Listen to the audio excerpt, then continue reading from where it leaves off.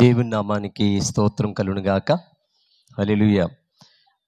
మరి నాకు ఈ సమయాన్ని ఇచ్చినటువంటి మరి మరి సామలకోటలో పెద్ద సంఘం కలిగి, మరి చిన్న మనసు కలిగి, పెద్ద సంఘం తగ్గింపు జీవితం కలిగి, మరి ఆ, మాకు అత్యంత ప్రియులు దైవజనులు మీ సేవకులు మరి జేమ్స్ అయ్య గారికి, వారి కుటుంబానికి వందనాలు. మీ అందరికీ ప్రభు పేరిట వందనాలు. బాగున్నారండి? మీ అయ్యగారంటే నాకు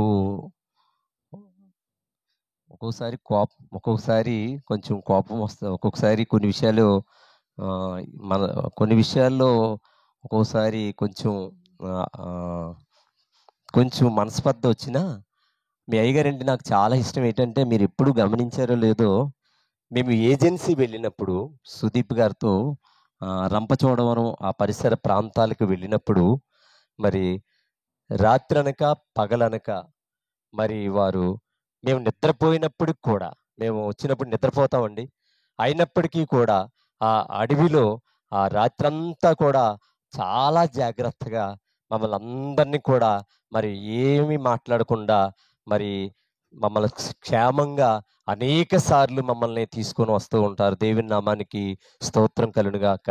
హల్లెలూయా. అప్పుడు అనుకుంటాను అనమాట, మరి ఇంత గొప్ప దైవజనులు మరి ఏజెన్సీ ప్రాంతంలో అక్కడ అంత గొప్ప పరిచర్య చేస్తున్న విధానాన్ని బట్టి ఎక్కడ లేని ప్రేమ పుట్టుకొచ్చేస్తుంటుంది నాకు. మరి అందుని బట్టి కూడా సంతోషిస్తూ ఉన్నాను. అందరూ బాగున్నారండి? ఇదేదో శ్రమల కాలం అంటే ఏదో భారంతో కూడిన కాలం కాదు, లేదా ఇదేదో కష్టకాలం కాదు.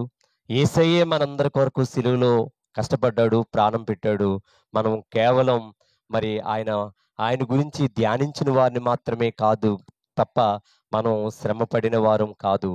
దీన్ని ఉపవాస కాలం అంటారు, శ్రమల కాలం అంటారు, మరి సిలువ ధ్యాన అనుభవ కాలం అంటారు, ఇది పాస్కా కాలం అని కూడా అంటారు. ఏదేమైనప్పుడు కూడా క్రైస్తవ సంఘం మరి బిజీగా జీవిస్తున్న మన ఈ యొక్క సంవత్సరంలో మన కొరకు సుమారు 40 దినాలు ప్రార్థనా దినాలుగా ఏర్పాటు చేసిన విధానాన్ని బట్టి, మరి మనందరం కూడా ఇందులో పాల్గొనే అవకాశాన్ని దేవుడు కల్పించిన విధానాన్ని బట్టి ఎంతైనా దేవునికి మనం రుణస్థులమై ఉన్నాం. దేవుని నామానికి మహిమ కలుగునుగాక. మరి మాట చివరి వారికి వినబడుతుందండి. చాలా సంతోషం. మీరందరూ, నేను వచ్చేటప్పుడు ఒక్కరు కూడా లేరు, కానీ సమయానికి మీరందరూ కూడా వచ్చి క్రమంగా కూర్చున్నారు. మీ అయ్యగారు ఎంత చక్కని విధంగా మిమ్మల్ని నడిపిస్తున్న విధానాన్ని బట్టి ఎంతో సంతోషిస్తూ ఉన్నాను. వాక్యంలోకి వెళ్దాం. యావేలు గ్రంథం 3వ అధ్యాయం 12వ వచనం చదువుకుందాం. యావేలు 3వ అధ్యాయం 12వ వచనం. ఇప్పుడైనను మీరు ఉపవాసం ఉండి కన్నీరు విడుచుచు దుఃఖించుచు మనస్ఫూర్తిగా తిరిగి నా వద్దకు రండి, ఇదే యెహోవా వాక్కు. చిన్న ప్రార్థన చేసుకుందాం. పరిశుద్ధమైన తండ్రి, మీ పరిశుద్ధ నామాన్ని బట్టి వందనాలు, స్తోత్రాలు. నాయన, ఈ 2025వ సంవత్సరంలో మా ప్రియులు, తండ్రి సమానులు నాయన మరి ప్రభాకరరావు గారు అయ్య గారి ద్వారా నాయన మరి వారి యొక్క కుమారునికి అప్పగించినటువంటి ఈ బెరాకా మందిరంలో నీ బిడ్డలతో కలిసి నీ వాక్యాన్ని ధ్యానం చేయడానికి మీరు ఇచ్చిన గొప్ప భాగ్యాన్ని బట్టి వందనాలు, స్తోత్రాలు. మా చిన్నప్పుడే నాయన ఆయన ఉద్యోగాన్ని రిజైన్ చేసి నీ కొరకు నాయన మరి నీ సేవకి మరి సమర్పణ చేసుకొని ఆయన చేసిన ఈ సమర్పణ బట్టి, మీరు ఇచ్చిన ఈ సంఘాన్ని బట్టి మీకు వందనాలు, స్తోత్రాలు ప్రభా. వాక్యము నీది, ప్రజలు నీవారు ప్రభా.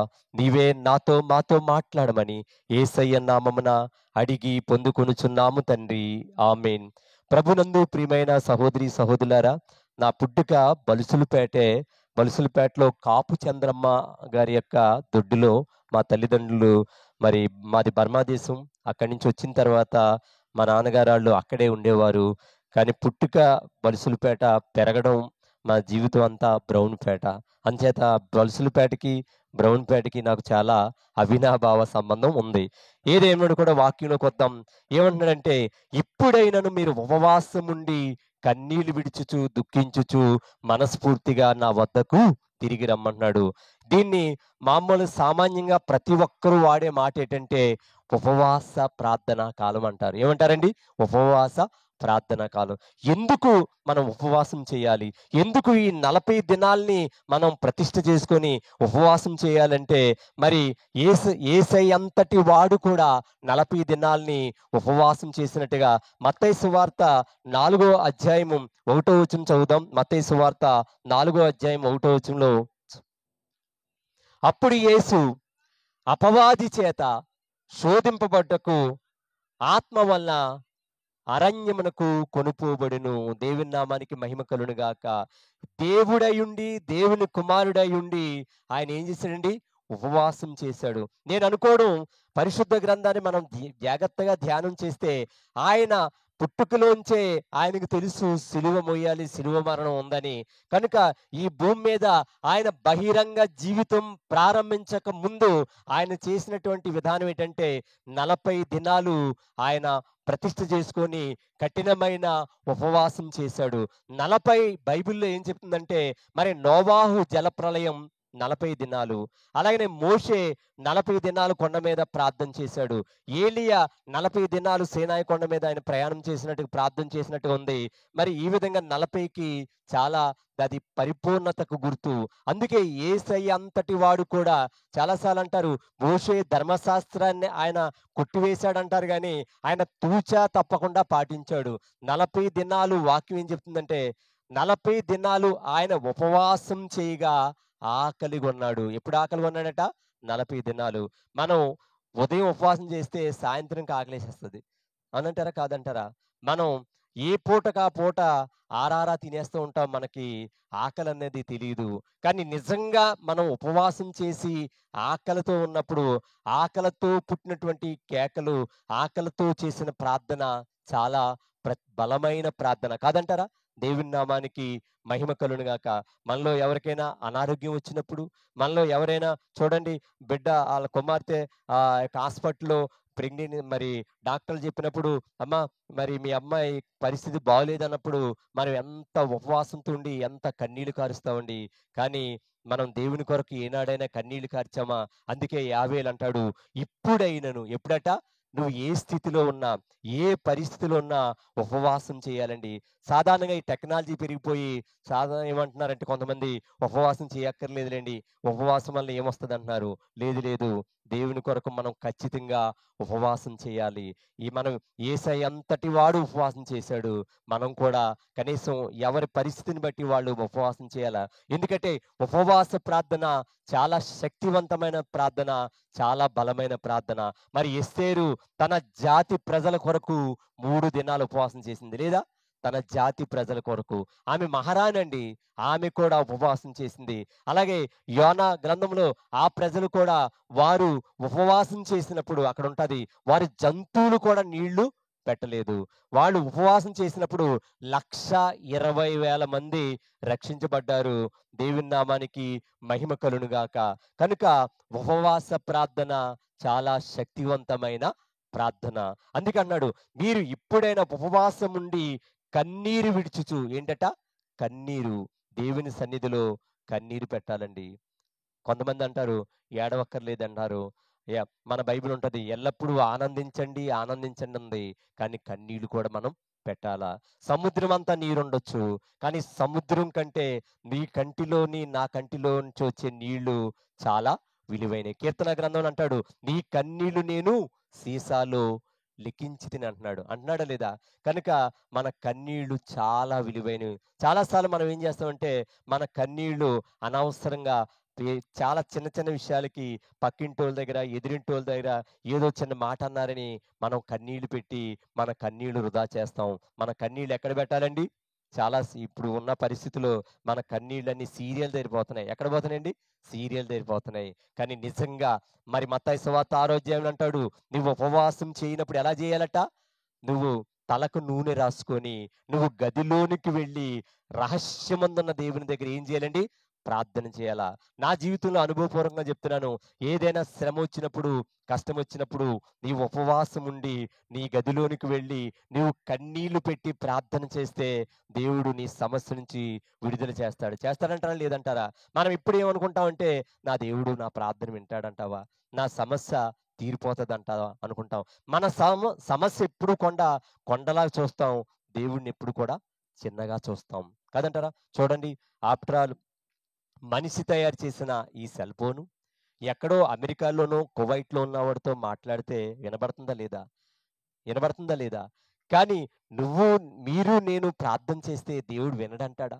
మనం నిజంగా ప్రార్థన చేయాలండి. ఈ మధ్యన ఒక దైవజనుడు, సీనియర్ దైవజనుడు ఏం చెప్పాడంటే, సేవకులైన, విశ్వాసులైననట ప్రార్థన చేసేటప్పుడు ఒళ్ళు దగ్గర పెట్టుకొని ప్రార్థన చేయాలట. నా మాట బాధపడితే బాధపడను గానీ, ఎలా చేయాలట? ఒళ్ళు దగ్గర పెట్టుకొని. ఏదో యాదాలాపంగా కాదు. ఏదో అలవాటు చొప్పున కాదండి. చాలా భయభక్తులతో అన్న ప్రార్థన చేసింది. ఎలా చేసిందండి? కన్నీరు మున్నీరుగా ప్రార్థన చేసింది గనుక అన్న సాధించింది. మనం కూడా ప్రార్థన ఎలా చేయాలండి? దేవుని యందు భయంతో కూడిన ప్రార్థన చేస్తే దేవుడు నీ సమస్యను చూడండి. హిజ్కియా, నువ్వు చనిపోతావన్నప్పుడు హిజ్కియా గోడ తట్టు తిరిగి కన్నీళ్లు పెట్టి ప్రార్థన చేసినప్పుడు అతను ఇంకా ప్రార్థన చేస్తూనే ఉన్నాడు. వెంటనే మళ్ళీ సేవకుడు వెనక్కొచ్చాడా లేదా? దేవుడు వితిన్ సెకండ్‌లో నీ సమస్యను తీసివేస్తాడు. అందుకనే మీరు ఉపవాసం ఉండి కన్నీరు విడుచుచు నా వద్దకు తిరిగి రమ్మంటున్నాడు. కనుక ప్రభునందు ప్రియమైన సహోదరి, సహోదరులారా, ఈ 40 దినాలు కూడా మనం ఉపవాస ప్రార్థనలు చేసినప్పుడు, కన్నీళ్లు పెట్టి ప్రార్థన చేసినప్పుడు, నీ సమస్య ఏదైనప్పటికి కూడా, అది అనారోగ్యమైన, ఆర్థిక ఇబ్బందులైనా, కుటుంబ సమస్యలైనా, సంఘ సమస్యలైనా, ఏ సమస్య అయినా దేవుడు విడుదల చేస్తాడు. అందుకే మన కన్నీళ్లు దేవుని సన్నిధిలో చాలా విలువగా కార్చాలి. కనుక మరి ఈరోజు ఈరోజు మన వాక్య భాగాన్ని ఈ మత్తయి సువార్త, మత్తయి సువార్త 27 అధ్యాయం, మత్తయి సువార్త 27 అధ్యాయంలో, మత్తయి సువార్త 27 అధ్యాయం 11వ వచనం చూద్దాం. యేసు అధిపతి ఎదుట నిలిచెను. అప్పుడు అధిపతి, యూదుల రాజువు నీవేనా అని ఆయనను అడగగా, యేసు అతను చూచి, నీవన్నట్టే అనెను. దేవుని నామానికి మహిమ కలుగును గాక. ఇక్కడ ఈ యేసు ప్రభువారే పెద్ద అధిపతి. కానీ ఆయన్ని ఈ లోక సంబంధంగా ఒక అధిపతి ముందు నిలబెట్టారు. ఎవరా అధిపతి అండి? ఎవరు అధిపతి? యేసు ప్రభు వారికి తీర్పు తీర్చిన వాడు ఎవరండి? పిలాతు. పిలాతు ఎదుట నిలబెట్టినప్పుడు, యూదుల రాజు నీవేనా అని ఆయనను అడగా, యేసు అతను చూచి, నీవన్నట్టే అనెను. ప్రధాన యాజకులను, పెద్దలను ఆయన మీద నేరం మోపినప్పుడు ఆయన ప్రత్యుత్తరమేమీ ఇయ్యలేదు. కాబట్టి పిలాతు, నీ మీద వీరెన్ని నేరములు మోపుచున్నారో నీవు వినలేదా అని ఆయనను అడిగెను. అయితే ఆయన్ని ఎవరు నిలబెట్టారట? ప్రధాన యాజకులను, పెద్దలను నిలబెట్టి ఆయన మీద నేరం మోపలేదు.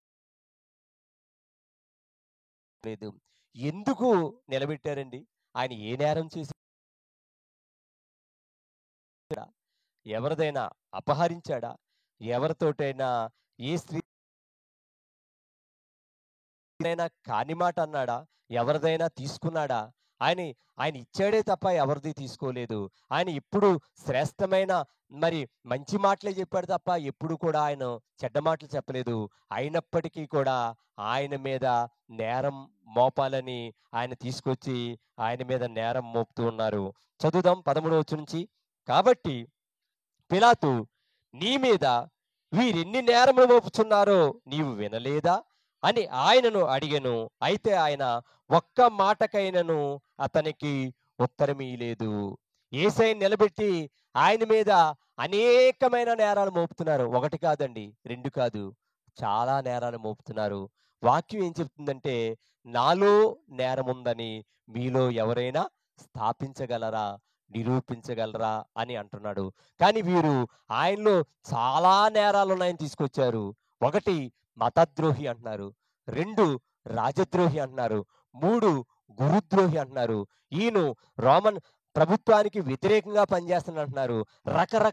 రకరకాల నేరాలు ఆయన మీద మోపుతున్నారు. మన ఊర్లో ఎవరైనా ఎప్పుడైనా చిన్న దొంగతనం చేసినోడు ఎవరింట్లో పక్కింటోళ్ళు చెంబొట్టుకుపోయి దొరికాడు అనుకోండి, ఆ ఊర్లో వాళ్ళు పట్టుకొని ఏమంటారంటే, ఎప్పుడో పోయినాయి అన్ని ఈయనే పట్టుబడి అంటారు. అంటారా లేదా? పట్టుకొని రకరకాలుగా అంటూ ఉంటారు. అలాగే ఆయన మీద రకరకాల నేరాలు మోపుతూ ఉన్నారు. నిజానికి అనకూడదు కానీ అసలు వాళ్ళకి నోరెలా వచ్చిందో తెలదు. అసలు ఆయన్ని తీసుకొచ్చి అక్కడ నిలబెట్టి ఆయన మీద నేరారోపణ చేయాలనేటువంటి మనసు ఎలా వచ్చిందో తెలీదు గానీ, ఆయన మీద రకరకాల నేరాలు మోపుతున్నారు.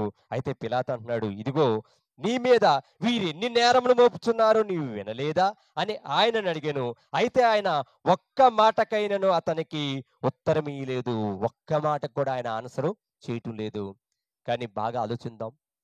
మనం మానవులుగా మనం ఏదైనా పడతాం గానీ, ఎవరైనా ఒక్క మాట అంటే పడేవోళ్ళు ఉన్నారంటారండి ఈ లోకంలో? ఎంత పెంచినా తల్లిదండ్రుల మాట బిడ్డలు పడలేనోళ్ళున్నారు. భర్త మాట భార్య పడలేనోళ్ళున్నారు. సేవకుని మాట విశ్వాసులు పడలేనోళ్ళున్నారు కాదంటారా? చిన్న మాట అన్నాడని, చిన్న మాట జల్లూరులో జరిగిన సంఘటనే. భర్త ఎందుకో అన్నాడట, నేనొచ్చేసరికి నువ్వు కనబడద్దు అన్నాడట. ఏమన్నాడండి? నువ్వొచ్చేసరికి నువ్వు కనబడొద్దు అన్నాడు. ఆ మాట తీసుకొని ఆమె ఆ ఒక్క మాటకి ఆమె సూసైడ్ చేసుకుందండి. ఒక్క మాటకి. ఎంత భయంకరమో ఇప్పుడు కూడా చాలా సార్లు మనం చూస్తున్నాం. ఒక్క మాట అంటేనే మనం తట్టుకోలేకపోతున్నాం. మనం అనకముందే చాలా మందిని అంటున్నాం. కానీ ఆయన ఒక్క మాటకు కూడా ఆయన బదులివ్వటం లేదు. అందుకే చక్కని పాట కవి రాశాడు. ఏంటా పాట? నోరు తెరవలేదాయె ప్రేమ, బదులు పలకలేదాయె ప్రేమ. మన నోరెప్పుడు తెరిసే ఉంటది. ఎవరిని తిడదామా? ఏదో అందామని. కానీ యేసయ్య నోరు ఏమైపోయిందట? ఇంతగా మాట్లాడిన నోరు, ఇంతమందిని ప్రభావితం చేసిన నోరు ఏమైపోయిందట? మౌనంగా ఉండిపోయాడు. కనుక పిలాతు అంటున్నాడు, అయితే ఆయన ఒక్క మాటకైనా అతనికి ఉత్తరం ఇయ్యలేదు కనుక అధిపతి మిక్కిలి ఆశ్చర్యపడిపోతున్నాడనమాట. అప్పుడు వాక్యంలో ఉంటది కదా! యెషయా గ్రంథం ఉంటది. వినకుండా నేరనట్లు ఆయన చెవులు మందం కాలేదు. ప్రతి మాట ఆయనకి వినబడుతుంది. అసల అక్కడ పిలాతుని బట్టి కాదండి. ఆయన మీద మోపిన నేరాలు ఆయన వింటూ ఉంటే ఆయన ఎంతగా బాధపడ్డాడంటారండి. చెయ్యని నేరానికి, చెయ్యని దానికి. కానీ వాక్యం చెప్తుంది, వినకుండా నేరనట్లు ఆయన చెవులు మందం కాలేదు. నీకు నాకు అడిగిన వెంటనే ఆయన సహాయం ఇస్తున్నాడంటే మన ప్రతి మాట ఆయన వింటున్నాడా లేదా? ప్రతి మాట మీరనుకోవచ్చు, ఎన్ ఎన్ ఇన్ని కోట్ల మందున్నా ఎవరి ఫోను ఆళ్ళకే పలుకుతది. కాదంటారా? అంతే తప్ప నీ ఫోను నాకు పలకదు. నా ఫోను నీకు పలకదు. ప్రతి ఒక్కరికి సిమ్ కార్డ్ ఉంటది. ప్రతి ఒక్కరికి ఒక నంబర్ ఉంటది. ఎంతమంది ఉన్నా సప్పటికి కూడా కోట్ల మంది, 900 కోట్ల మంది ఈ ప్రపంచంలో ఉన్నారు. కానీ ఎవరి ఫోను ఆళ్ళకే పలుకుతుంది.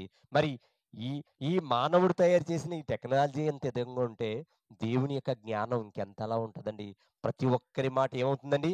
ఆయన చెవిని పడుతుంది గానీ, ఆయన ఏమాత్రం కూడా మాట్లాడటం లేదు. అయితే ఇక్కడ అన్నాడు, కనుక అధిపతి మిక్కిలి ఆశ్చర్యపడిన 15వ వచనం. జనులు కోరుకున్న ఒక ఖైదీని పండుగలో విడుదల చేయట అధిపతి వాడుక. ఆ కాలమందు బరబ్బను ప్రసిద్ధుడైన ఒక ఖైదీ చెరసాల్లో ఉండెను. అయితే ఈ బరబ్బ అన్నవాడు గంజి బందిపోడు దొంగ. ఎన్నో హత్యలు, నేరాలు, భయంకరమైనటువంటి పనులు చేసి ఎక్కడున్నాడండి? జైల్లో ఉన్నాడు. అయితే ఈ యొక్క మరి ఆహ్, జనులు కోరుకున్న ఒక ఖైదీని పాస్కా పండుగలో విడుదల చేయటానికి ఎవరికి అధికారం ఉందండి? పిలాతుకి అధికారం ఉందనట. ప్రతి పాస్కా పండుగలో నేరం చేసినటువంటి ఒక ఖైదీని విడుదల చేయడానికి ఎవరికి అధికారం ఉందండి? పిలాతుకి అధికారం ఉంది. అలాగే మన దేశంలో ఉరిశిక్ష పడితే ప్రధానమైన బలమైన శిక్ష ఏంటండి? ఉరిశిక్ష.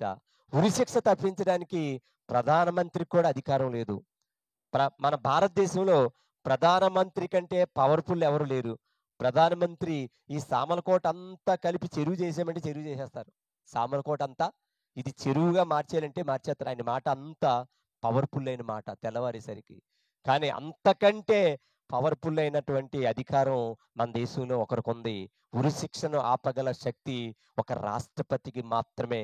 ఒక్క మాట చేత ఆపగల శక్తి ఇప్పటికి రాష్ట్రపతికుంది. అలాగే మరి ఇక్కడ పిలాతు అంటున్నాడు, ఇదిగో ఒక ఖైదీని విడుదల చేయడానికి అధికారం నాకుంది. అయితే ఎవరిని విడుదల చేయాలని అడుగుతూ ఉన్నాడు. చదువుదాం. కాబట్టి 17వ వచనం. జనులు కూడి వచ్చినప్పుడు పిలాతు, నేను ఎవరిని విడుదల చేయవాలని మీరు కోరుచున్నారు? బరబ్బనా లేక క్రీస్తనబడి యేసునా అని వారిని అడిగాను. ఇక్కడున్న లాజిక్ ఏంటంటే, ఎవరిని పడితే ఆళ్ళని విడుదల చేయడానికి అధికారం పిలాతుకుంది గానీ, ప్రజలు కోరిన వాడినే విడుదల చేయాల. ఎవరిని కోరిన వాడినండి? ప్రజలు ఎవరిని విడుదల చేయమంటే వాళ్ళని విడుదల చేయాలి తప్ప, పిలాతు సొంతంగా నిర్ణయం చేసుకోవడానికి లేదు. పిలాతు ఓ పక్క బరబ్బా నిలబెట్టాడు. ఓ పక్క యేసయ్యను నిలబెట్టాడు. ఏమంటున్నాడు? నేను ఎవరిని విడుదల చేయవలనని మీరు కోరుచున్నారని అడిగినప్పుడు వాళ్ళు ఏమన్నారంటే, బరబ్బానా లేక క్రీస్తనబడి యేసునా అని వారిని అడిగెను. ఏలనగా వారు అసూయ చేత ఆయన అప్పగించిరని అతడు ఎరిగి ఉండెను. పిలాతు ఏమన్నాడు? ఏలనగా ఈ యేసయ్య ఏ నేరం చేయలేదు గాని వీరు అసూయ చేత ఈయన్ని అప్పగించారని పిలాతు ఎరిగి ఉన్నాడు. అసూయ అనే మాట చాలా చిన్నదండి. చిన్నదంటారా లేదా? 3 అక్షరాలు. ఎంతండి? 3 అక్షరాలు. కానీ బైబిల్ ఏం చెప్తుందంటే సామెతల్లో అసూయట ఎముకల్లో పుట్టిన కుళ్ళు లాంటిదట. ఏంటట? ఎముకల్లో పుట్టిన కుళ్ళు లాంటిదట. చిన్న యేసయ్యను చంపడానికి ప్రధానమైన కారణాల్లో ఒకటి పిలాతు గుర్తించాడు అసూయ. అనేక కారణాలున్నాయి. అందులో ఏ కారణం లేకపోయినా అసూయ వల్ల ఆయనను అప్పగించారని పిలాతు ఎరిగి ఉన్నాడు. ఏంటి అసూయ అండి? యేసయ్య ఎవరినైనా కొట్టాడా? లేకపోతే ఎవరినైనా తిట్టాడా? లేకపోతే ఈ లోకంలో ఏదైనా ధనాన్ని సంపాదించాడా? లేకపోతే ఈ లోకంలో పేరు ప్రతిష్టల కోసం తిరిగాడా? లేకపోతే ఆయన ఎవ ఏదైనా అప్పుడున్న ప్రభుత్వానికి, ప్రజలకి వ్యతిరేకంగా జీవించాడా? కానీ ఆయన ఏది సంపాదించలేదు. ఆయన కేవలం కాలినడకనే వెళ్ళేవాడు. ఆయన ఆయనకు ఒక అంగీ, 2 అంగీలుండి తప్ప ఆయనకి ఏ ఆస్తి కూడా లేదు. అయినప్పటికీ కూడా అసూయ ఎలా కలుగుతదండి? మనకంటే పక్కింటోడు మేడ కట్టుకున్నాడనుకో, మనం ఏదో చిన్న తాటాకింట్లో ఉన్నామనుకో, మనకి ఎక్కడ లేని అసూయ కలుగుతూ ఉంటది. ఊర్లో ఎంతమంది గొప్పవాళ్ళైనా అసూయ కలగదు గానీ, పక్కోడు పైకి డెవలప్ అవుతుంటే, పక్కోళ్ళు దీవించబడుతూ ఉంటే, పక్కోడు ఏది కారు కొనుక్కున్నా, లేతే పక్క వాళ్ళ పిల్లలు బాగా అభివృద్ధి చెంది మంచి ఉద్యోగాలు చేసుకున్నా, వారికి మంచి సంబంధాలొచ్చినా, మన పిల్లలకి సరిగా రాకపోయినా మనం ఏమవుతామంటే, ఎక్కడ లేని అసూయ మనలో కలుగుతూ ఉంటది. కానీ యేసయ్య మీద కలిగింది వారికి అసూయ ఏంటంటే, ఎందుకు అసూయ కలిగిందో చూద్దాం. యోహాను సువార్త యోహాను సువార్త 11 అధ్యాయం యోహాను సువార్త 11 అధ్యాయంలో చదువుదాం. యోహాను సువార్త 11:45-48. కాబట్టి మరి యొద్దకు వచ్చి ఆయన చేసిన కార్యమును చూసిన యూదుల్లో అనేకులు ఆయన యందు విశ్వాసముంచిరి. కానీ వారిలో కొందరు పరిసయ్యుల యొద్దకు వెళ్ళి యేసు చేసిన కార్యమును గూర్చి వారితో చెప్పిరి.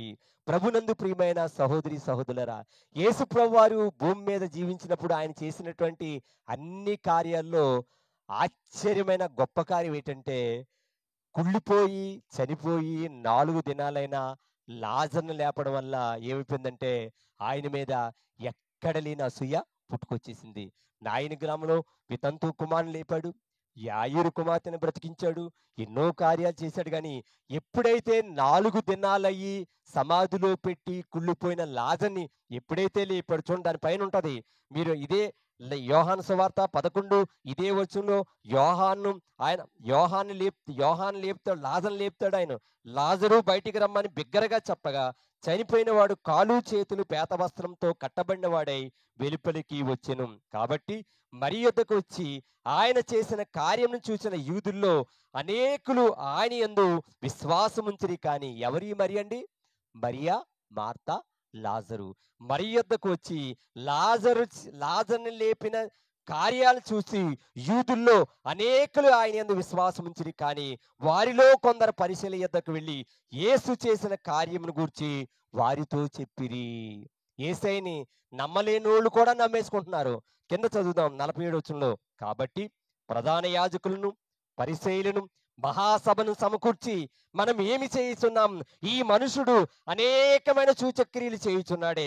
మనం ఆయనను ఇలాగు చూచుచు ఊరకుండిన యెడల అందరూ ఆయన యందు విశ్వాసముంచెదరు. దేవుని నామానికి మహిమ కలుగును గాక. ఇప్పటిదాకా కొంతమందే నమ్ముకున్నారు.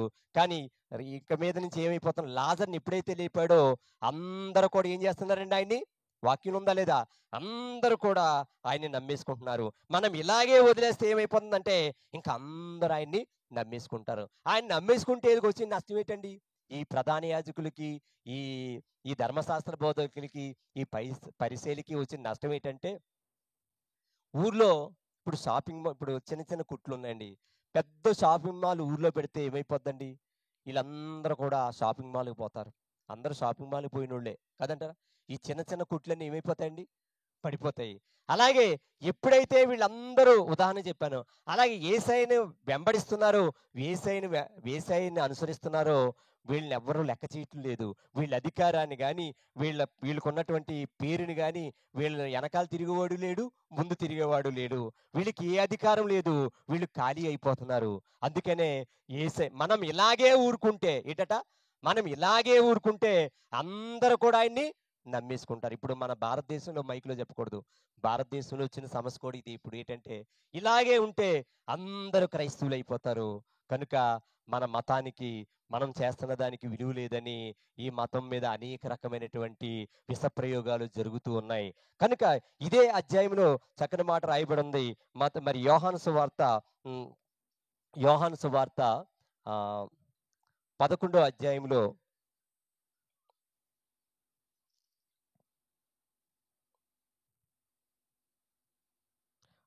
11, 17 చదువుదాం. చదవండమ్మా. 12, 17 సారీ 12, 17.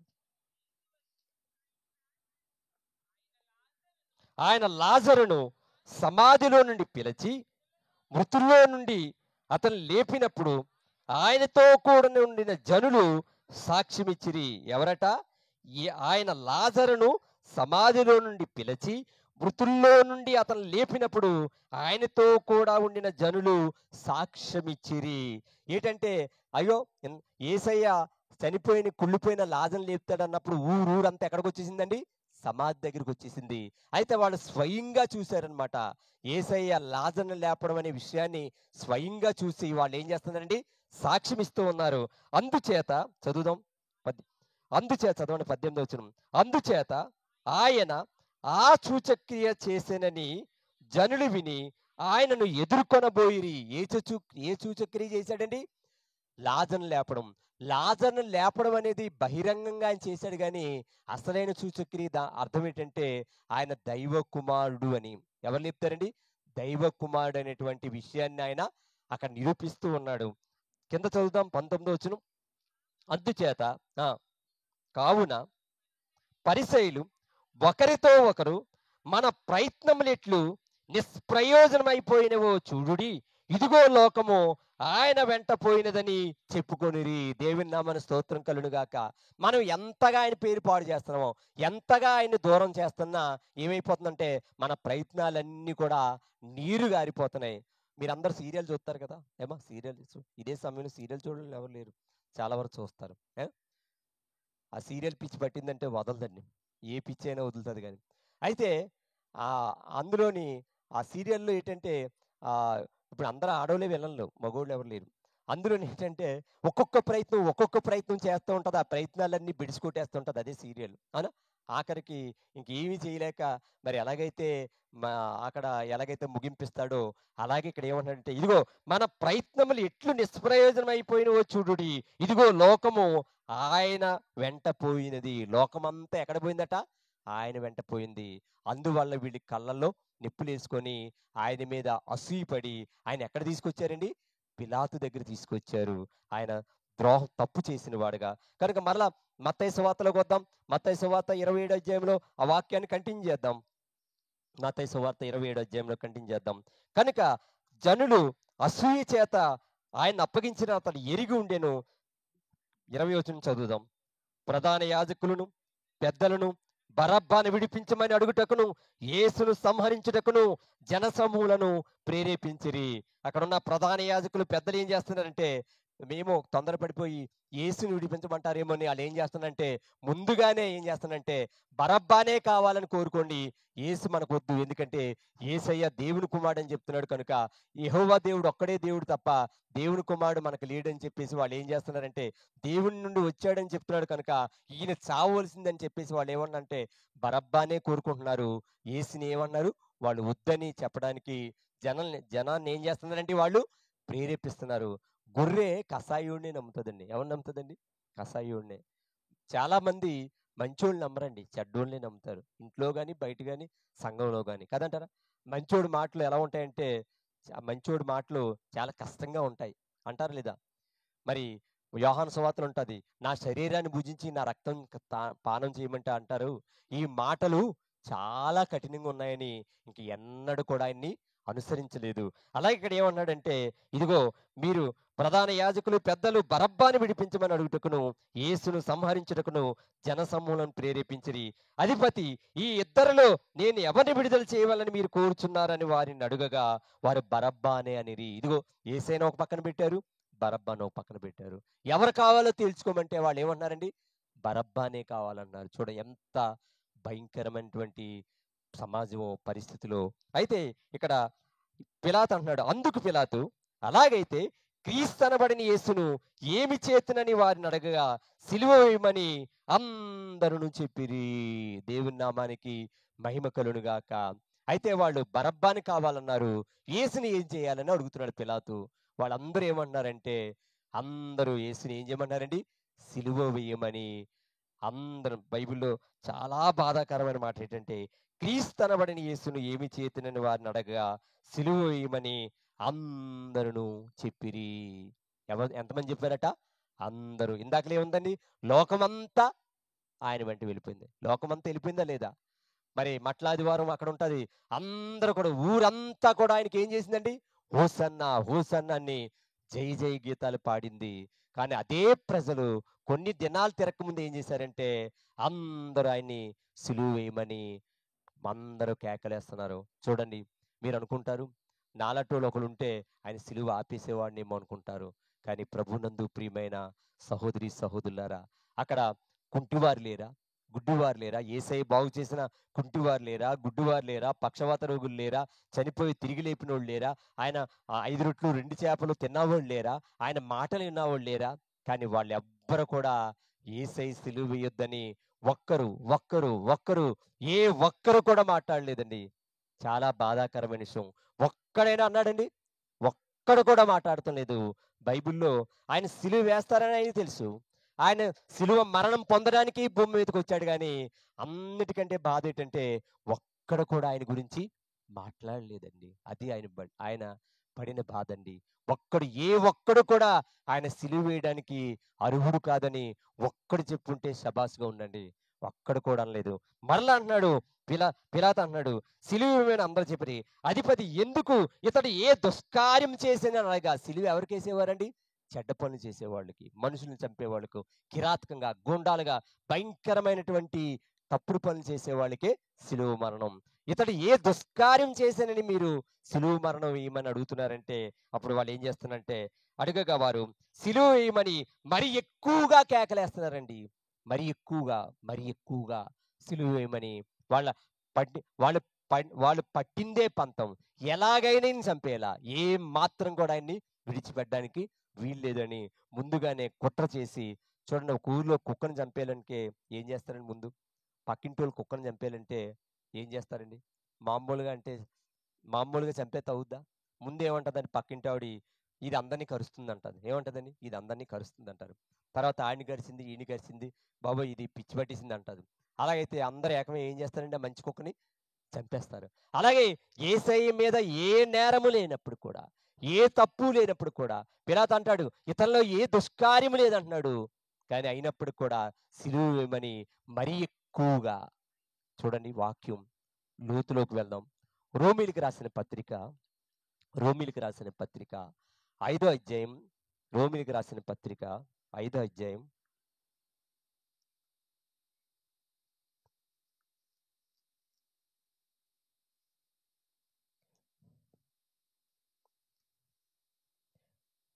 15వ వచనం చదువుతాం. అయితే అపరాధం కలిగినట్లు కృపావరం కలగలేదు. ఎట్లనగా ఒకని అపరాధం వల్ల అనేకులు చనిపోయిన మరి ఎక్కువగా దేవుని కృపయు యేసుక్రీస్తును ఒక మనుషుని కృప చేతనైన దానమును అనేకులకు విస్తరించెను. ఇక్కడ ఒక మాట ఉంటది, మరి ఎక్కువగా. ఏంటట? మరి ఉందని కనిపించిందా? మరి ఎక్కువగా. ఇక్కడ పిలాతు దగ్గర మరి ఎక్కువగా కేకలేస్తున్నారండి వాళ్ళు సిలువ వేయమని. కానీ దేవుని ప్రేమట మరి ఎక్కువగా కృప, మరి ఎక్కువగా. నిజం చెప్తున్నాను, మనం చేసినటువంటి ఈ దుర్మార్గమైన పనులకి అసలు భూమి మీద మనం బ్రతకడానికే అర్హులం కాదండి. కానీ దేవుని యొక్క కృప వల్ల మాత్రమే. అందుకే ఎఫెసీయులకు రాసిన పత్రిక 2:1 అంటాడు, మన అపరాధముల చేత మనం చచ్చిన వారై ఉండగా ఏమై ఉన్నామట? చచ్చిన వారు. ఎంత అందగాళ్ళైనా, ఎంత గొప్పవాళ్ళైనా, ఎంత కోటీశ్వరులైనా ప్రాణం లేకపోతే ఇంట్లో పెట్టుకుంటారండి ఎవరినైనా? ఆ? ఎవరిని పెట్టుకోరండి. ఒక్క క్షణం కూడా ఇంట్లో పెట్టుకోరండి. నువ్వెంత గొప్పవాళ్ళమైనా. ఏంటి, చనిపోయిన వాళ్ళకి వైద్యం చేయమంటే ఏ డాక్టర్ అని చేస్తాడండి? చేయడండి. చనిపోయిన వాళ్ళకి వైద్యం చేయమంటే ఏ డాక్టర్ అని చేస్తాడండి? చేయడండి. కానీ కానీ ఇక్కడ అంటున్నాడు, ఆయన మన అపరాధముల చేత మనం ఏమైపోయామట? చచ్చిన వారమై ఉండగా క్రీస్తు కృప మనల్ని బ్రతికించింది. దేవుని నామానికి స్తోత్రం కలుగును గాక. హల్లెలూయా. మరి ఎక్కువగా దేవుని కృప. అందుకే విలాప వాక్యాల్లో కూడా ఉంటది. మా ఆయన యొక్క ఆయనట అనుదినము ఆయన యొక్క ప్రేమ అనుదినము మన మీద ఏమైపోతుందట? ఆయన వాత్సల్యత నూతనంగా పుట్టుతుందట అనుదినము. ఈ రోజు ప్రేమ ఈ రోజు కాదండి. మనం ఆయన బాగా వినాలి వాక్యం. ఉదయం ప్రేమిస్తే ఈ రోజు ప్రేమిస్తే రేపు వదిలేస్తామండి. ఈ సంవత్సరం స్నేహితులుగా ఉంటే వచ్చే సంవత్సరం శత్రువులు అయిపోతాం. మన ప్రేమ ఉదయం ఉంటే సాయంత్రానికి ఉండదండి. ఆ మనిషి మీద అయ్యి బాబోయ్ దీన్ని ఎక్కువ ప్రేమించేస్తానేమని చెప్పేసి వెంటనే ప్రేమను తగ్గించేస్తామండి. కానీ వాక్యం విలాప వాక్యాలు అంటుందట. విలాప వాక్యాలు ఉంది, అనుదినము నూతనంగా మన మీద ఏం పడుతుందట? ఆయనకి వాత్సల్యత పుట్టేస్తుందట. దేవుని నామానికి మహిమ కలుగును గాక. కనుక ప్రభునందు ప్రియమైన ఇదే రోమిలికి రాసిన పత్రిక 5వ అధ్యాయం 6వ వచనం అంటది. 6వ వచనం చదువుదమ్మా. రోమిలికి రాసిన పత్రిక 5:6. ఏలనగా మనం ఇంకా బలహీనమై ఉండగా క్రీస్తు యుక్త కాలమున భక్తిహీనుల కొరకు చనిపోయేను. ఏంటట? మనం ఇంకా బలహీనమై ఉండగా క్రీస్తు యుక్త కాలమున మన కొరకు చనిపోయాను. యేసయ్య చనిపోయినప్పుడు ఆయన వయసు ఎంతండి? 33.5 సంవత్సరాలు వయసు. అది ఏ వయసు అంటారండి? యవ్వన కాలం. చాలా యవ్వన కాలం. మరి ప్రపంచాన్ని జయించినటువంటి అలెగ్జాండర్ ఆ వయసులోనే ప్రపంచాన్ని జయించి చనిపోయాడు. కానీ యేసయ్య నీ కొరకు నా కొరకు ఆయన చనిపోలేదు, కానీ ఆయనంతటా ఆయనే ప్రాణాన్ని పెట్టాడు. ఏమన్నాడు? ఏలనగా మనం ఇంకా బలహీనమై ఉండగానే క్రీస్తు యుక్త కాలమున నీ కొరకు నా కొరకు ప్రాణం పెట్టాడని. ఈ ప్రపంచంలో 900 కోట్ల మంది ప్రజలు ఉన్నారు. కొన్ని కోట్ల మంది దేవుళ్ళు దేవతలు ఉన్నారు. ఎన్నో మత గ్రంథాలు రాయబడ్డాయి. ఎందరో మహానుభావులు పుట్టారు. కానీ యేసయ్య లాంటి దేవుడు ఈ భూప్రపంచంలో ఎక్కడా లేడండి. ఇప్పుడు కూడా సోషల్ మీడియాలో అంటది, 3 మేకులు లాక్కోలేని వాడు మిమ్మల్ని ఏమి రక్షిస్తాడంటాడు. ఆయన లాక్కోవాలంటే అది ఏమాత్రం కూడా కష్టం కాదండి. కాదంటారా? పేతురు కత్తి తీసి నరికేసినప్పుడు అంటాడు, పేతురు నీ కత్తి వరలో పెట్టు. నా తండ్రిని ప్రార్థన చేస్తే 1200 సమూహాలు దిగిపోతాయా, వాళ్ళందరినీ రౌండ్ వేసేస్తారు. అక్కడ ఉన్నవాళ్ళు ఎంతమంది అండి?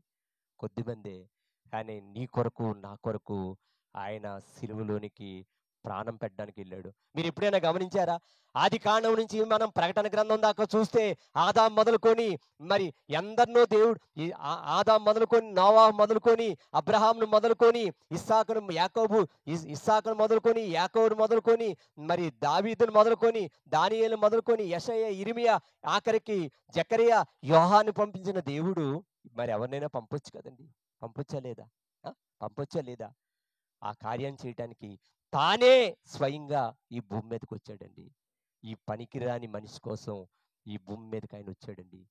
కనుక ఆయన అంటాడు, యోహాను సువార్త 3:16 అంటాడు, మనందరికీ కంఠస్థమైన వాక్యం, దేవుడు ఈ లోకమును ఎంతో ప్రేమించాడని. ఎంత ప్రేమించాడండి? ఆ మాట చాలా చిన్నదే కానీ ఎంత ప్రేమించాడండి?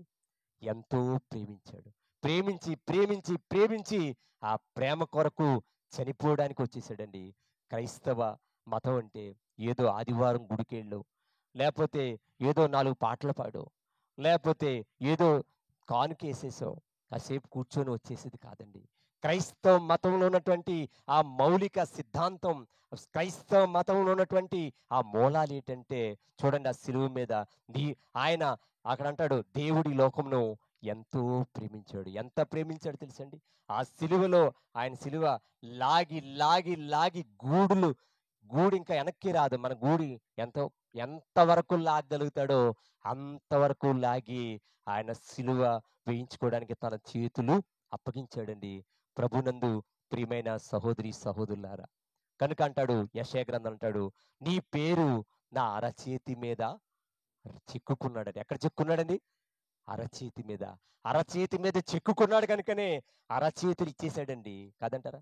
కనుక ప్రభునందు ప్రియమైన సహోదరి సహోదరులారా, అంత గొప్ప ప్రేమ కలిగిన దేవుణ్ణి కలిగిన మనం ఎలా ఉండాలండి? అందులో కొంతైనా మనం ప్రేమ కలిగి ఉండాలి కదా! క్రైస్తవ జీవితం అంటే ఎప్పుడు పోట్లాట కాదండి. క్రైస్తవ జీవితం అంటే శత్రువుని క్షమించడం, భరించడం, సహించడం, ఓర్చుకోవడం. చిన్న మాట అంటే పడం. ప్రతి విషయంలో మనం ఇతరులకు ఇవ్వడానికి ఇష్టపడం. ఏదైనా మనం ఎంతసేపు మన కోసమే మనం బ్రతుకుతూ కాదండి. క్రీస్తు నీ కొరకు తన ప్రాణాన్ని, తన రక్తాన్ని ఇచ్చేసాడండి. మనం ఆయన కొరకు ఏమిచ్చామండి? ఏమిస్తా ఉంటాం? ఏమిస్తే చెల్లుతదంటారు? కనుక మరి ఈ 40 దినాలు మనం వస్తున్నామంటే మన జీవితంలో ఏదో ఒకటి మనం మార్చుకోవాలి. పౌలు అంటాడు కదా, నేను క్రీస్తుతో పాటు సిలువ వేసుకుంటున్నాను. సిలువ వేసుకోవడం అంటే మనం కూడా సిలువునికి వేసుకొని మేకులు వేసుకోమని కాదండి. మనం అంత మేకులు వేసుకోలేము. అంటే మనకున్నటువంటి కోపమైన, మనకున్న అసూయైన, మనకున్న ద్వేషమైన, మనకున్న పగైన, మనకున్న సోమరితనమైన, మనకున్న బద్ధకమైన, దేవుని ఆలయానికి రాకపోవడమైనా, దేవుని ప్రార్థన చేయకపోవడమైనా, పరిశుద్ధ గ్రంథాన్ని చదవకపోవడమైనా ఏదో ఒకటి మనం విడిచిపెట్టాలండి. కాదంటారా? ఈ 40 దినాల ప్రార్థనలో ఏదో ఒక దాన్ని మనం విడిచిపెట్టలేకపోతే నువ్వు దేవునికి దగ్గరగా అవ్వకపోతే అంటున్నాడు, ఇప్పుడైనను మీరు ఉపవాసం ఉండి కన్నీరు విడుచుచు దుఃఖపడుచు నా వద్దకు తిరిగి రండి. తప్పిపోయిన కుమారుడు అంటాడు, తప్పిపోయిన కుమారుడు తప్పు చే తప్పు చేయడంలో అందరం తప్పు చేసిన వాళ్ళమని. సాధారణం ఏమంటామంటే తప్పిపోయిన కుమారుడు ఒక్కడే తప్పు చేశాడు అనుకుంటాం. తప్పిపోవడంలో తప్పు కాదండి. తప్పిపోయిన కుమారుడు వెనకకి తిరిగి వచ్చాడని. ఏం చేయాలండి? మన జీవితంలో వెనకకి తిరిగి రావాలి. అది యూ టర్న్ తీసుకోవాలా. మనం ఏ స్థితిలో ఉన్నా ఆ స్థితిలో ఉండిపోకూడదని. తప్పిపోయిన కుమారుడు కానీ ఆ స్థితిలోనే ఉండిపోతే ఏమైపోయాడండి? ఆ పందులు తిని పొట్టు కూడా దొరక్క ఆకలితోనైనా చచ్చిపోను, పందులైనా చంపేసినాడు. అవునంటారా? ఆఖరికి కానీ తప్పిపోయిన కుమారుడు వాడికి బుద్ధి వచ్చినప్పుడు వాక్యంలో ఏం రాయబడిందండి? బాధపడితే గాని బోధపడతండి. కదంటారా? బాధపడితే గాని మనుషులకి బోధపడదండి. ఆ బాధ పడినప్పుడే తెలుస్తుంది. ఆ ఈ లోపులో మనకు సమయం అంతా అయిపోద్దండి. కనుక మనం భయ మన భయంకరమైన దినాల్లో ఉన్నాం. కనుక క్రీస్తు కొరకు మనం బలమైన సాక్షులుగా మనం జీవించాలా. మరి మత్తయి, మార్కు, లూకా, యోహాను 4 సువార్తలు ఉన్నాయి కదండి. ఎన్ని ఉన్నాయండి? 4 సువార్తలు ఉన్నాయి. ఎంతో మందికి కరపత్రాలు పంచుతూ ఉంటాం. ఎన్నో విషయాలు బైబిల్లోంచి మాట్లాడుతూ ఉంటాం. కానీ ఈ 4 సువార్తల కంటే నువ్వే ఒక సువార్తగా, నేనే ఒక సువార్తగా మారిపోవాలండి. మన పక్కింటోడు మనం ఇచ్చిన బైబిల్ చదవడు. లేకపోతే ఊర్లో ఉన్నవాడు మనం ఇచ్చిన కరపత్రాన్ని చదవడండి. నువ్వే ఒక సువార్తగా, నువ్వే ఒక దేవుని యొక్క పత్రికగా మారిపోయినప్పుడు వాడు నిన్ను చూసి దేవుని వద్దకు వస్తాడు. నీ జీవితంలో, నా జీవితంలో ఏదో ఒక రోజు ఇగో ఈయన దేవుని బిడ్డ, లేకపోతే ఈయన దేవుని సేవకుడా అని అనిపించుకోకపోతే మన జీవితం వేస్ట్ అయిపోయినట్టండి. కాదంటారా? ఏదో ఒక రోజు ఎవరి చేతైనా మనం అనిపించుకోగలగాల. అనిపించుకోవాలంటే అలా వేషధారణంగా ఉండాలని కాదండి. ఎంతో దేవుని కొరకు మనం సమర్పణ కలిగి జీవించాలా. ఎటువంటి సమర్పణ కలిగి జీవించాలండి? అబ్రహాం లాంటి సమర్పణ. చూడండి, నా వాక్యాన్ని ముగిస్తూ ఉన్నాను. యేసయ్య తన ఏకైక కుమారుణ్ణి, వాక్యం ఉంటది, నీ కొరకు నా కొరకు సమర్పించాడు లేదా? అబ్రహాం లేక ఇచ్చినటువంటి ఇస్సాకుని దేవుడు అడుగుతాడు, నువ్వు ప్రేమించిన ఇస్సాకు నాకు ఇచ్చేయమన్నప్పుడు మోరియా పర్వతం మీద తీసుకుని వెళ్ళి ఆ మోరియా పర్వతం మీద ఇస్సాకుని బలిగా ఇస్తున్నప్పుడు, వాస్తవం చెప్తున్నాను, యేసయ్యని ఇక్కడ తక్కువ కాదు కానీ ఎలా తీసుకెళ్ళాడండి ఇస్సాకుని కొండ మీదకి? ఎలా తీసుకెళ్ళగలిగాడని? ఎంత సమర్పణ ఉంటే తీసుకెళ్తాడండి? ఎంత ఎంత త్యాగం ఉంటే తీసుకెళ్తాడండి? ఆ కట్టెలు ఎలా కట్టాడండి ఆ కట్టెలు కట్టి ఇస్సాకుని ఎలా పడుకోబెట్టాడంటారండి? మనిషి అంటారా అసలు? మానవత్వం లేదంటారా? కానీ అబ్రహామట, బైబిల్ పండితులు చెప్తున్నారు, ఆ కట్టెలు కడుతున్నప్పుడు అబ్రహాము కన్నీళ్లతో ఆ కట్టెలన్నీ తడిసిపోయేటండి. దేవుని నామానికి మహిమ కలుగును గాక. నీ జీవితంలో ఎప్పుడైనా ఏడ్చావా? ప్రార్థన చేసావా? యేసే అంటాడు, అమ్మలారా నా కోసం ఏడవకండి, మీకోసం, మీ పిల్లల కోసం ఏడవండి. ఏడ్చేవాళ్ళు తగ్గిపోయారండి. కాదంటారా? కొంతమంది ఎప్పుడైనా ఏడిస్తే బాబు కళ్ళు పాడైపోతాయి అంటారు. ఏమంటారు? ఆ, కళ్ళు పాడైపోతాయి అంటారు. కానీ మన జీవితంలో ఎప్పుడైనా ఏడ్చామంటారా? అప్పుడు కూడా యేసే అంటున్నాడు, అమ్మలారా నా కోసం ఏడవకండి. మీకోసం, మీ పిల్లల కోసం చిన్న కష్టం వస్తే, చిన్న బాధ వస్తే, ఏదో చిన్న దానికి నువ్వు హాస్పిటల్‌లో జాయిన్ అయితే, హాయిగా 3 పూటలు రొట్టి, పాలు తినేసి అంటావు, పక్కింటోడు రాలేదు, ఎదురింటోడు రాలేదు, సేవకుడు రాలేదు, ఆడు రాలేదు, ఈడు రాలేదు అంటావు. తప్ప నువ్వెప్పుడైనా ఎదుటివాడికి సేవ చేశావా? ఎప్పుడైనా నా దేవుడు ఈ ఇన్ని బాధలు పొందినప్పుడు కూడా పల్లెత్తి మాట ఆయన అనలేదు. కానీ మనం అనేక సార్లు అనేక మందిని నిందిస్తూ ఉంటాం. కనుక నువ్వు దేవుని కొరకు ఏం చేస్తున్నావు? అందుకే వాక్యం ముగిస్తున్నాను. వాక్యం అంటాడు, నన్ను వెంబడించేవాడు, నన్ను అనుసరించేవాడు అనుదినము నా సిలువనెత్తుకొని నన్ను వెంబడించమన్నాడు. సిలువనెత్తుకోవడం అంటే ఒక చెక్క సిలువ, గుడ్ ఫ్రైడే రోజు చెక్క సిలువ భుజం మీద పెట్టుకొని నడవడానికి కాదండి. మనకొచ్చే కష్టము, మనకొచ్చే నష్టం, మనకొచ్చే వ్యాధి, మనకొచ్చే ఇబ్బందులు, మనకొచ్చే ఇరుకులు, మనకొచ్చే బాధలు, ఇవన్నీ కూడా సిలువలో పెట్టాలి కదంటారా? యేసయ్య సిలువను మోస్తున్నప్పుడు ఆయన ఏమైనా బాధలు లేకుండా మోసాడా? 39 కొరడా దెబ్బలండి. నేను యెరూషలేము వెళ్ళాను. ఒక్క కొరడా దెబ్బ మనం చూస్తే చచ్చిపోతామండి. ఒక్క కొరడా చూస్తేనే ప్రాణాలు పోతాయి. కానీ 39 కొరడా దెబ్బలు, 200 ముళ్ళు కలిగినటువంటి విషం విషంతో కూడినటువంటి ఆ ముళ్ళు కలిగినటువంటి ముళ్ళ కిరీటాన్ని పెట్టి భారమైన సిలువను ఎత్తైన కొండ మీదకి నడిపించారండి. అవునంటారా? కాదంటారా? కానీ ఆయన అంటాడు, నోరు తెరవలేదాయే ప్రేమ, బదులు పలకలేదాయే ప్రేమ అంటున్నాడు. కనుక ఇలాగే ఒక ప్రసంగికుడు చెప్తున్నప్పుడు మీ మీ సిలువలు ఏమంటే మీ సిలువలు ఎక్కడున్నాయంటే, ఒక ఆయన ఆ సంఘంలో ఏం చేశాడంటే, నా ఈ తన భార్యను పైకెత్తి ఇదే నా సిలువ అన్నాడట. ఏమన్నాడండి? తన భార్యను పైకెత్తి ఇదే నా సిలువ అన్నాడట. భార్య కాదండి, భర్త కాదండి. మన జీవితంలో అనుదినము ఆయన సిలువను మోసుకొని మనం ముందుకు వెళ్ళినప్పుడు చూడండి, ఒక మాట అయిపోయింది ఆ వాక్యం. కష్టపడితే ఏదైనా కష్టంగానే ఉంటుందండి. నువ్వు కష్టాన్ని ఇష్టంగా మార్చుకుంటే ఏది కష్టం కాదు. యేసయ్య నిన్ను నన్ను ఎంతగా ప్రేమించాడంటే అందులో ఉంది, చివరి వరకు ప్రేమించాడు. ఎంత ప్రేమించాడండి? అగాపే ప్రేమ, అవిభాజ్యమైన ప్రేమ. ఎంతో ప్రేమించాడు కనుకనే దాన్ని భావించలేదు. కనుక క్రైస్తవ జీవితం అంటే అదే సులువు మార్గం కాదండి, అది సిలువు మార్గమే. కనుక ఆ సిలువు మార్గంలోనే ఏముందంటే, చాలా మందికి పరలోకం ఇష్టం కానీ కలవరకొండ ఇష్టం ఉండదు కాదంటారా? నువ్వు పరలోకం వెళ్ళాలంటే ఈ కలవరకొండ అనే దాన్ని కూడా దాటాలి కాదంటారా? కష్టాన్ని ఇష్టంగా మార్చుకొని ఆ సిలువ మార్గాన్ని నువ్వు ఎత్తుకుంటే దేవుడు అసలు ఆశీర్వాదాలు ఎక్కడున్నాయో తెలుసండి? ఆశీర్వాదాలు ఎక్కడున్నాయి అంటారు? ఆ? ఆశీర్వాదాలు సులువుగా ప్రార్థన చేసి పడుకుంటే ఆశీర్వాదాలు రావండి. సిలువలోనే ఆశీర్వాదాలన్నీ ఉన్నాయండి. పెద్దలు కవులు రాశారు, సిలువలోనే సిరులన్నీ ఉన్నాయట. ఎక్కడున్నాయండి? సిలువలోనే. యేసయ్య ఎప్పుడు గొప్పవాడయ్యాడు తెలుసా? ఆయన పేరు ప్రపంచమంతటా, ఆయన అంటాడు, నన్ను పైకెత్తినప్పుడు నేను అనేక మందిని ఆకర్షిస్తున్నాడు. ఈ ప్రపంచంలో ఎప్పుడైతే ఆయన సిలువ మీదకి ఎక్కాడో ప్రపంచమంతటా ఆయన వైపు చూడటం మొదలుపెట్టింది.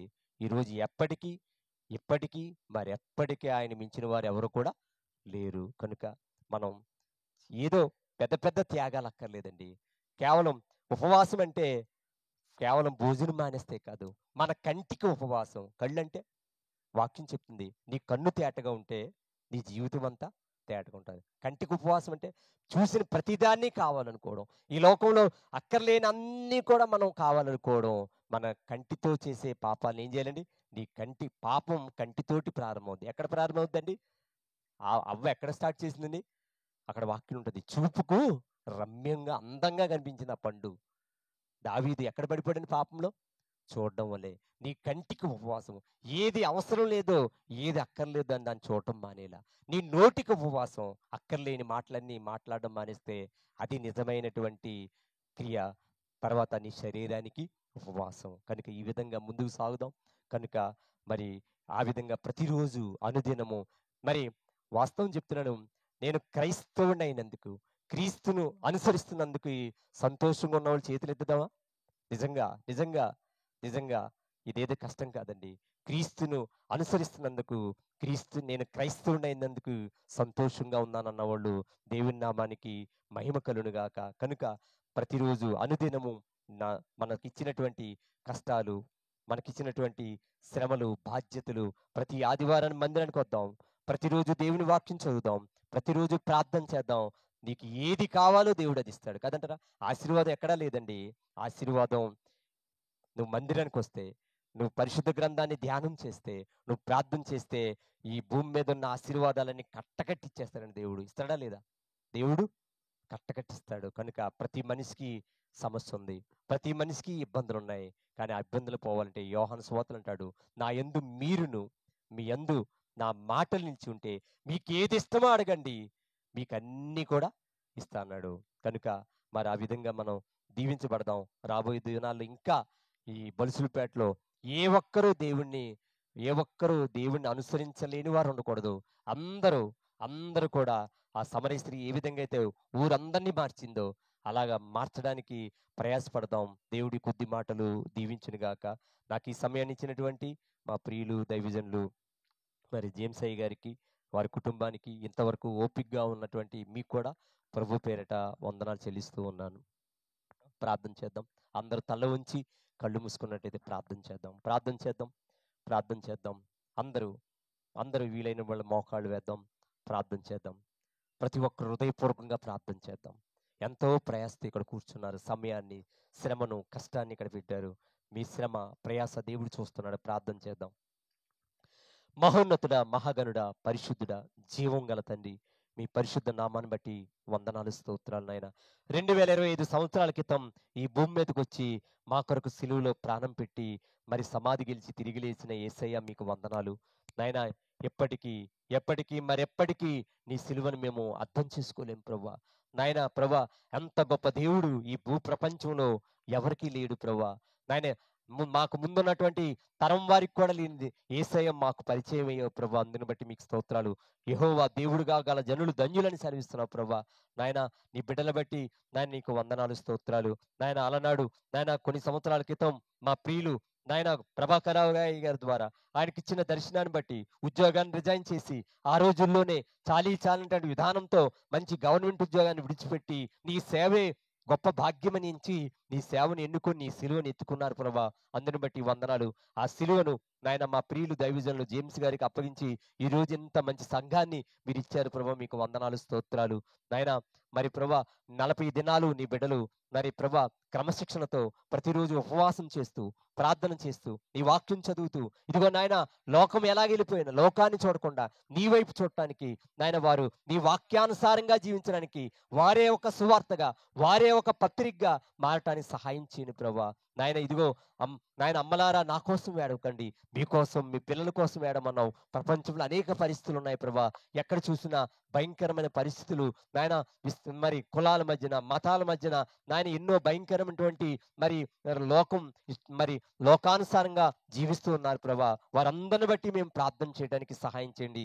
ఎందుకంటే క్రైస్తవుడు ఒక్కడే ప్రార్థన చేయగలడు. క్రైస్తవుడు ఒక్కడే ఇతరుల కోసం ప్రార్థన చేసే సమర్థత కలిగిన వాడు ప్రభా. నాయన ఇది కేవలం మా కోసమే కాదు ప్రభా, ఈ గ్రామంలో ఈ యొక్క బలుసులపేటలో ఉన్న వారందరి కోసం, ఈ సామలకోట పట్టణం ప్రభు పట్టణంగా పట్టబడ్డానికి సహాయం చేయండి ప్రభా. నాయన ప్రభా, మా దేశంలో రాష్ట్రంలో ఉన్న సమస్యలన్నీ తీసివేయమని ప్రార్థన చేస్తున్నాం నాయన. కూడి వచ్చిన బిడ్డలందరిని బట్టి ప్రార్థన చేస్తున్నాం. వారు ఏ అవసరతలో ఉన్నారో నాయన సిలువ వద్దకు వచ్చినట్లయితే సిలువలు ఉన్నాయని సెలవిస్తున్నాం. నీ బిడ్డలు 40 దినాలు సమర్పణ చేసుకొని ప్రతిరోజు నీ వద్దకు వస్తుండగా వారికి ఉన్న ప్రతి అవసరత, అది అనారోగ్యమైన, ఆర్థిక ఇబ్బందులైనా, కుటుంబ సమస్యలైనా మరి ఏదేమైనప్పుడు కూడా అవి తీర్చబడటానికి సహాయం చేయండి ప్రభా. నా యుద్ధకు వచ్చి వాడిని నేను త్రోసివేయండి అని సెలవిస్తున్నావు. అలానే ప్రభా మా ప్రియులు దైవజనులు జేమ్స్ గారిని బట్టి, వారి కుటుంబాన్ని బట్టి నాయన ఆయనకున్న ప్రతి అవసరత తీర్చండి ప్రభా. వచ్చిన ప్రతి ఒక్కరిని కూడా దీవించమని, నన్ను నా కుటుంబాన్ని కూడా దీవించమని సమస్తం మీ చేతులకు అప్పగించుకుంటూ నజరేడైన యేసయ్య నామమున మిక్కిలి వినయంగా బ్రతిమాలి ప్రార్థన చేయుచున్నాను పరమ తండ్రి, ఆమేన్. ఆమేన్. పరలోకమందున మా తండ్రి, నీ నామం పరిశుద్ధపరచబడును గాక, నీ రాజ్యము వచ్చును గాక, నీ చిత్తం పరలోకమందు నెరవేరునట్లు భూమి యందు నెరవేరును గాక. మాకు కావలసిన అనుదిన ఆహారమును మాకు దయచేయము. మా ఎడల రుణస్థులను క్షమించి ఉన్న ప్రకారం రుణం క్షమించము. మమ్మల్ని శోధనలోకి తేక కీడు నుంచి తప్పించుము.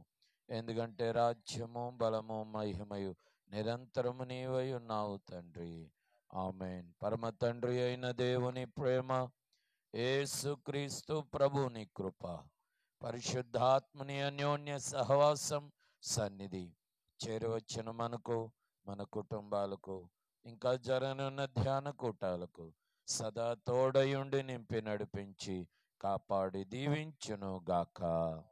ఆమేన్.